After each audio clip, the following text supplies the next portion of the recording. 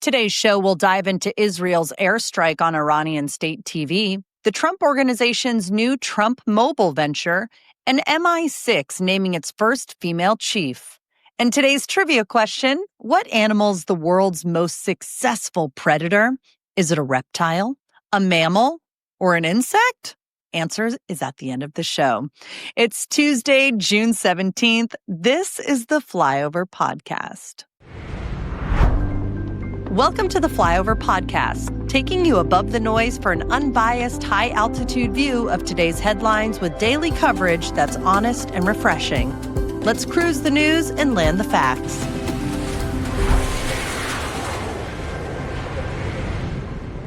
Good morning. Happy Tuesday. Thank you for finding the Flyover Podcast. I want to give a quick shout out to each and every one of you who wake up and start your mornings with us.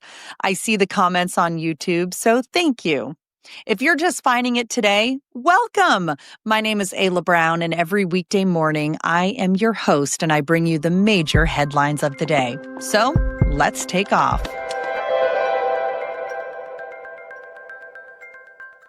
First, Israel bombed Iranian state broadcaster IRIB's Tehran headquarters Monday during a live broadcast. Debris crashed into the studio as anchors fled. The IDF claiming, quote, full aerial superiority, targeted missile bases, airports, and energy sites, killing at least 224 in Iran since Friday. Iran's retaliatory missiles killed 24 in Israel.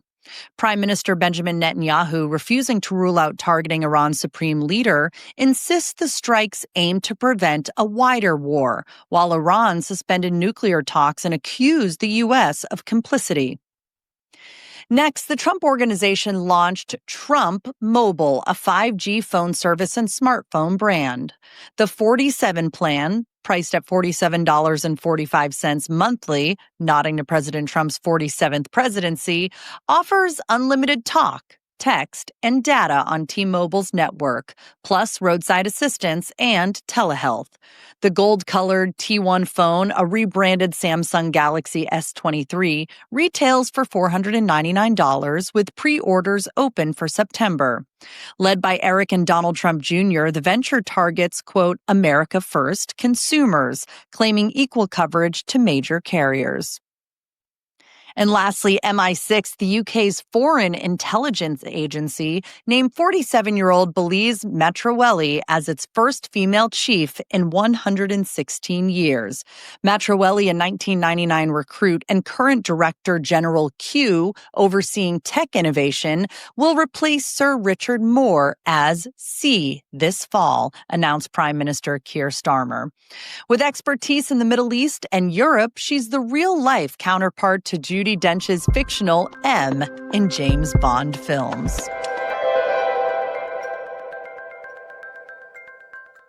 Here's what's happening in politics today. Vance Bolter was arrested Sunday night after allegedly targeting 4 Minnesota lawmakers' homes in a pre-dawn rampage Saturday. He killed Rep. Melissa Hortman and her husband Mark and wounded Senator John Hoffman and his wife Yvette. Bolter, posing as a police officer, faces federal murder and stalking charges for the politically motivated attacks, with a list of 45 Democrats, including Governor Tim Walz, found in his SUV. He researched victims' homes and used a silicone mask. Hoffman and Yvette, who shielded their daughter, are recovering from their injuries. At the G7 summit in Quebec City, Canada on Sunday, President Trump called Russia's 2014 expulsion from the group a, quote, very big mistake due to its annexation of Crimea. President Trump suggested openness to readmitting Moscow. The president, who spoke with Putin Saturday, argued Russia's inclusion could stabilize global tensions, despite opposition from allies like Canada's Justin Trudeau. The G7, comprising of the U.S., Canada, UK, France, Germany, Italy, and Japan, has excluded Russia since 2014. And on June 12th, hours before Israel's airstrikes on Iran, pizza orders near the Pentagon surged, with Domino's, Extreme Pizza, and District Pizza Palace reporting extremely high activity at 6:59 p.m. Eastern. The X account Penn Pizza Report, with 80,000 followers, noted the spike, reviving the Cold War-era Pentagon Pizza Index theory that late-night food orders signal military crises. Historically, pizza deliveries spiked before the 1989 Panama invasion and 1991 Desert Storm. A Pentagon spokesperson dismissed the theory, noting internal dining options like sushi and sandwiches. We're brought to you today by Native Path Collagen. Native Path is made with only type 1 and 3 collagen fibers, which make up 90% of the collagen in our bodies. It's a single ingredient formula with no fillers, no additives, no artificial sweeteners, just pure collagen that's been third-party tested for heavy metals, so you know and I know that it's safe. It's flavorless, so you can put it in things like your coffee, your smoothies. How about soups? Wherever you want.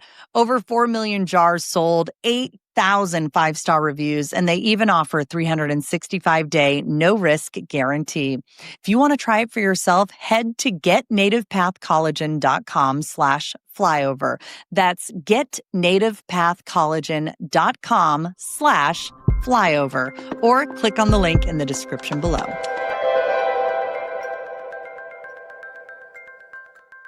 Here are those extra stories just for listeners of the Flyover Podcast that you won't find in the email edition. The Washington Post is investigating a cyber attack that compromised email accounts of several journalists, including national security and China policy reporters. The breach, first reported by the Wall Street Journal, is suspected to be the work of a foreign government and led to a full password reset across the newsroom.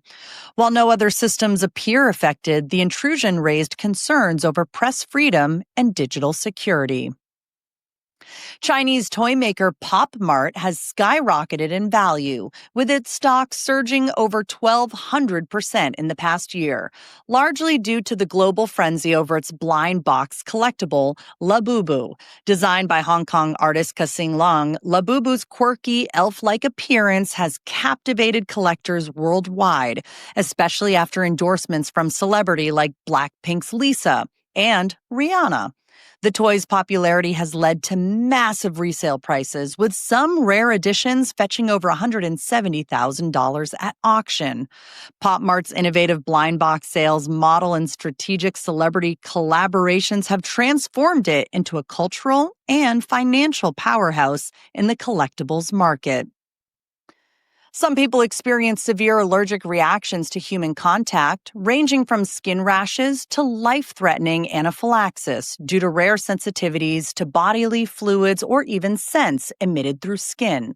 Scientists are just beginning to understand these phenomena, including conditions like seminal plasma hypersensitivity and a mysterious syndrome known as PATM, where others react with allergy-like symptoms near certain individuals.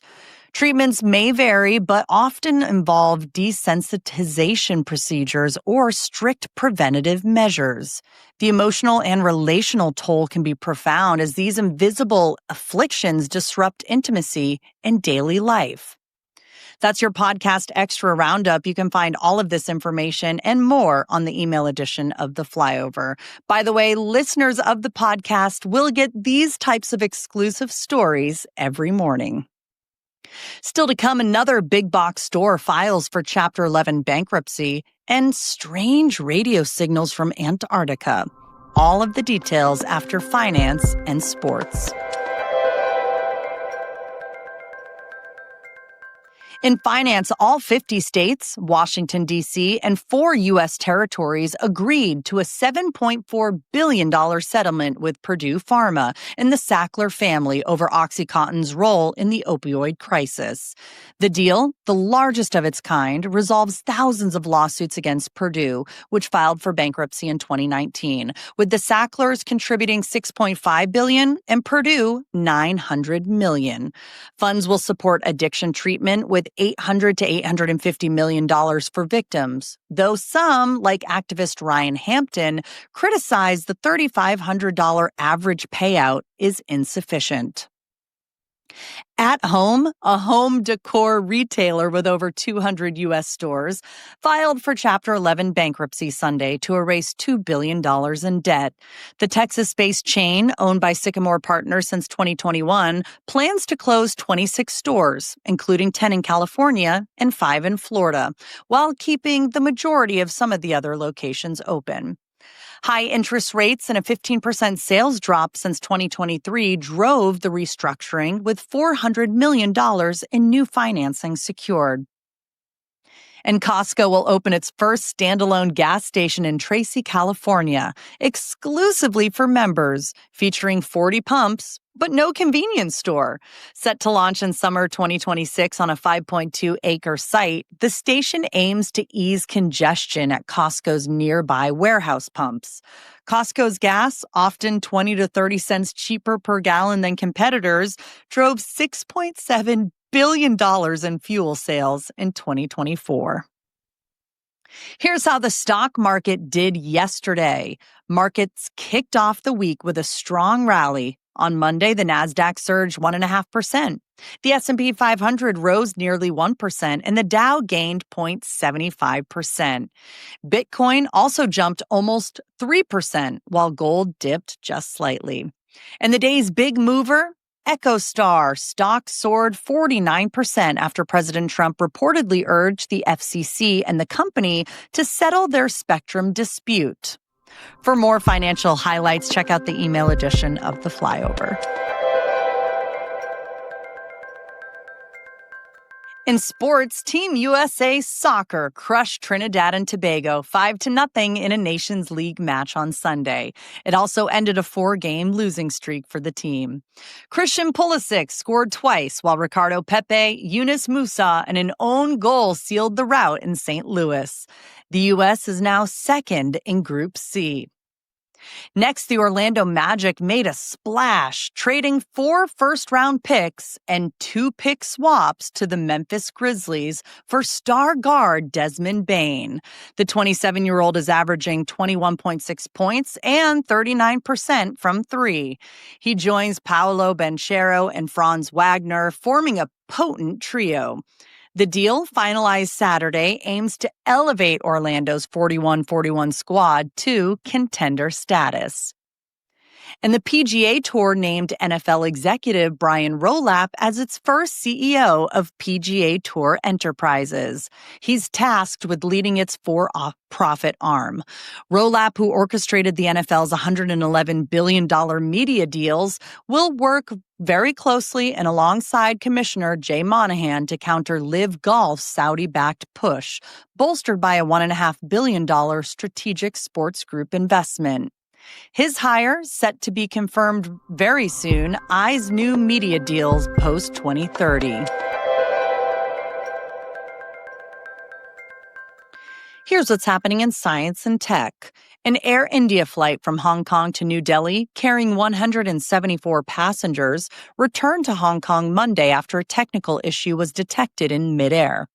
The incident, 3 days after Air India's Flight 171 crash that killed 241 people, involved an engine warning light, prompting a safe landing at 2:30 p.m. local time. Passengers were rebooked and the aircraft is under inspection, with no injuries reported. 2 44,000-year-old cubs found in Siberian permafrost in 2021, initially thought to be early dogs and actually dubbed Ice Age puppies, were confirmed as Ice Age wolf siblings via genetic and chemical analysis.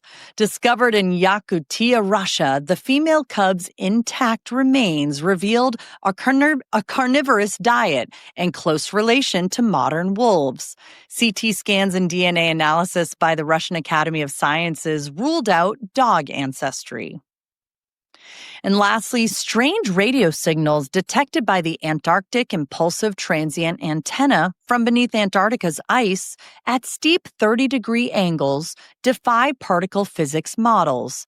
The signals, first noted in 2006 and 2014, suggest particles traveled through thousands of kilometers of rock, ruling out neutrinos. Researchers, including Stephanie Wiesel, suspect unknown particles or radio propagation effects, with a new detector PUEO, set to investigate. For more information on any of these stories, head to today's email edition of The Flyover. By the way, if you're not a subscriber, it takes 2 seconds. Sign up for free. Welcome to Travel Tuesday. Here are some incredible travel-related stories that you can find in today's email edition as well. From the Grand Canyon's awe-inspiring vistas topping a list of 43 U.S. natural wonders to Bali's futuristic Seoul family development with coral-inspired villas, plus the reopening of Taiwan's century-old Elysian Forest Railway, winding through 50 tunnels and 77 bridges. There's plenty to inspire your next adventure. So happy travels.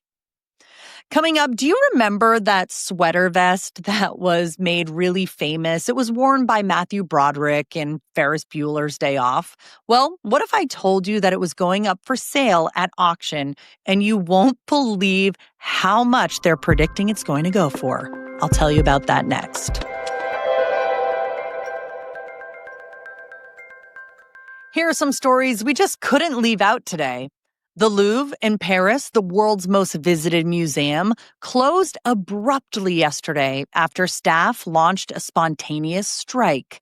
They were protesting overcrowding, understaffing, and untenable conditions. With 8.7 million visitors in 2023, double its capacity, and 20,000 daily crowding the Mona Lisa's room, workers demanded immediate fixes despite a planned $800 million renovation. Thousands of tourists were left outside and very confused. Port St. Lucie, Florida, unveiled the world's largest heart sculpture. It's called Heart in the Park, a 73-foot, 75-ton stainless steel landmark in the Tradition community at Discovery Way and Village Parkway.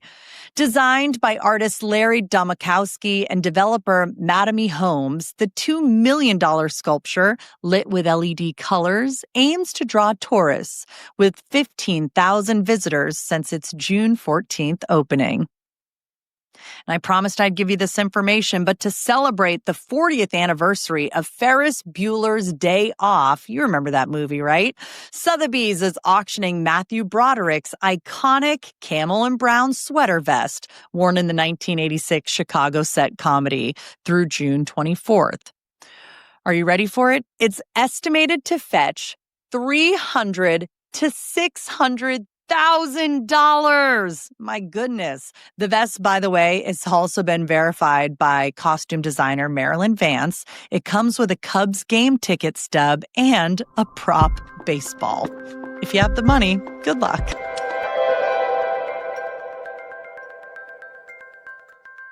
Here's yesterday's poll questions and the results.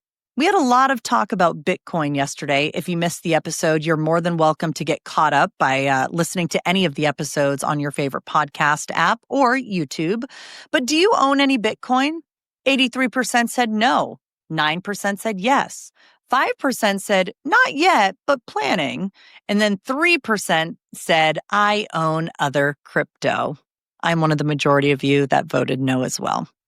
But here's the poll question for today. Have you ever been to Paris? There's 4 different ways to answer. Yes, no, never happening, or not yet, but I want to. I'm in the not yet, but I want to. I want to visit as many places as I can in this lifetime. And Paris, while it's not on my immediate list, I would definitely want to see it someday. And for the trivia, what animal is the world's most successful predator?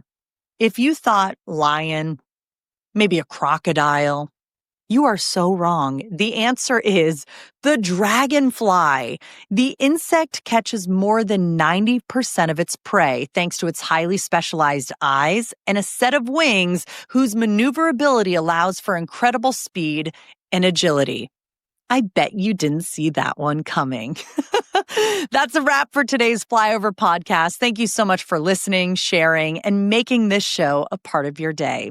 I'll be back tomorrow with more headlines and stories that make you stop, think and say, hey, I need to tell someone about that. Thanks for flying with us.